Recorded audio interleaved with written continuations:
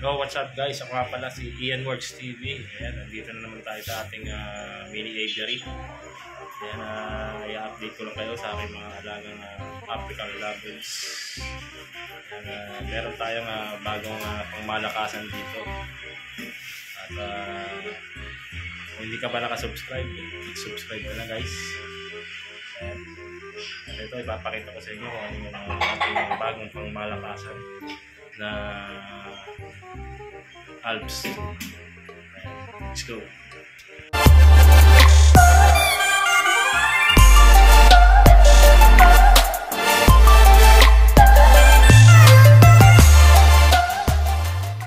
So ayun guys, bago ko ipakita sa inyo kung ano yung ating bagong pangmalakasang pang project. Ayan, i-update ko muna kayo sa ating mga breeder. Ayan, ito yung project Lutino Opaline natin. Ayan, malapit na sila magpisa. Hindi ko sinisilip kasi medyo maselan. Pero alam ko naman kung kailan ko mapipisa. Malapit na. 2 to 3 days na lang. Mapipisa na yan. Ayan, abangan natin yun. At ito, bago natin parisan.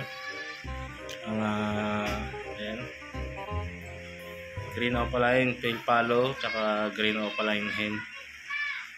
Split Pale Palo yung cock. At nagne-nesting na sila. Ayan, ano dyan. Ayan yung cock natin. Yung hen nandun sa loob ng nest box. At dito muna tayo. Ito naman yung ating parisan na Blue Pale Split Opa cock. Tapos Green Opaline yung hen.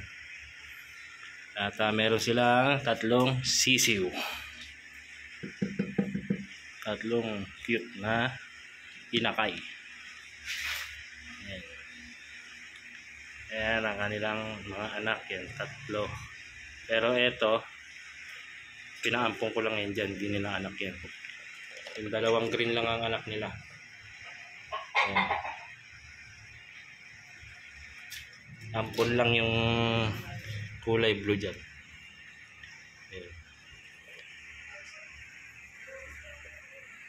Ayan yung nanay sumisilip.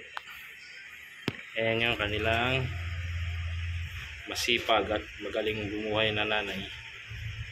Ito yung kanilang tatay, kulay blue. Ayan. Ayan, napakagaling na itong breeder na to guys. At ito naman yung bago nating parisan. Bagong parisan din natin na Green Opaline cock. Split Ino. Tapos yung kapares niya na hen, Pastel Green Opaline Split Ino din. Ayan, Lutino Opaline ang ating project dyan. Nagme-nesting na. May itlog na pala. Ayun. Meron na palang isang itlog. Ayun. Ayun guys. May itlog na pala isa. Ngayon ko palang sinilip to eh. Ayun. Ang ganda ng pugad niya oh. Ayan, ayun yung magkasawa. Bago pa lang natin pinagpares to eh. Ayan, ayun yung hen nasa taas. Pastel Green Opaline. Tapos Green Opaline cock. Ayan, pares split ino yan. Lalabas yan ng red eye. Ayan. Na silang isang itlog at mamaya mamarking ako na lang para alam natin kung kailan mapipisa. At ito nga guys, nandito na ang ating bagong pangmalakasan. Ayun, nandito taas kasama ng ating mga bagong babae. Yun, kung nakikita niyo yung pulang mata na yan, yun yung kulay yellow. Yan. Yan ang ating bagong pang malakas. Yan. Naarangan. Lutino split opa. Yan. Yan. Ganda. Yan, gagamitin natin yung materialis. Paparisan natin yan ng yellow bull opaline split ino. Yan, ipapares natin dyan para makapag-project tayo ng Lutino opaline. Puro red eye puro yellow ilalabas niya, hindi yellow bull Lutino opaline. Yun yung ihanap din. Lagyan ang pagpares natin. Kasi yung tatlong inakay na yan, anak yan nung nung isang Lutino natin, yung unang breeder na pinakita ko.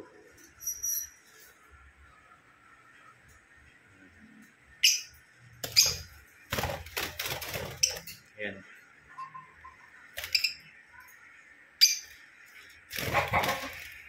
Ano na yan, magpo 4 months o 4 months, ganun ang edad niyan, guys. Napakaganda, napaka-stable. Yan, galing nga pala yan kaya Sir Allen Martinez ng Inba Aviary.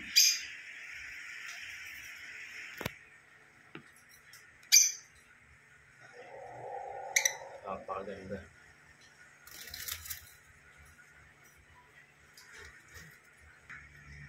Ayan, bali ayan pala yung parents nung nung pinakita kong tatlo kanina. May nakay. Ayun, pumasok yung hen.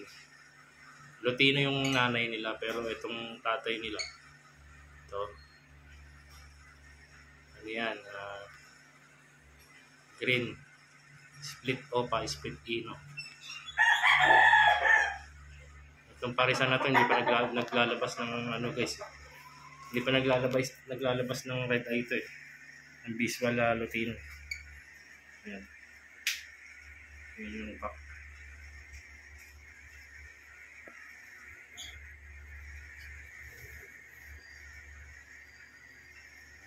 Ayan, sana ngayon sa pagpisa nila, maganak na sila ng red eye. So yun guys, yan lang muna ang ating update sa ating munting ibunan.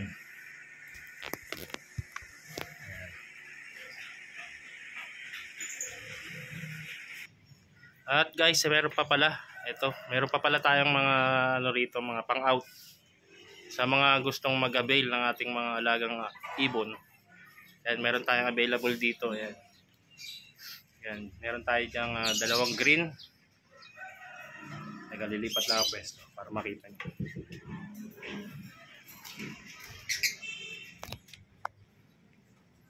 Yan. Ayun. Meron tayo dyan dalawang green, isang green Ewing opaline tsaka pastel green opaline split ino. Tapos yung par blue na yan, yung katabi ng pastel na yan, par blue split pale naman yan. Tapos yung par blue pastel na yan, ayun, lalaki yan, proven na yan na lalaki, split ino rin yan. Tapos yung isang par blue na isa, yung katabi nung medyo madilaw, yun, split pale yun. So ayan guys, ayan ang ating mga available. Mga gusto nyo mag-avail, PM nyo lang ako o mag-comment kayo dyan. So yun guys, hanggang dito na lang muna ang ating video. God bless sa inyo lahat, bye bye.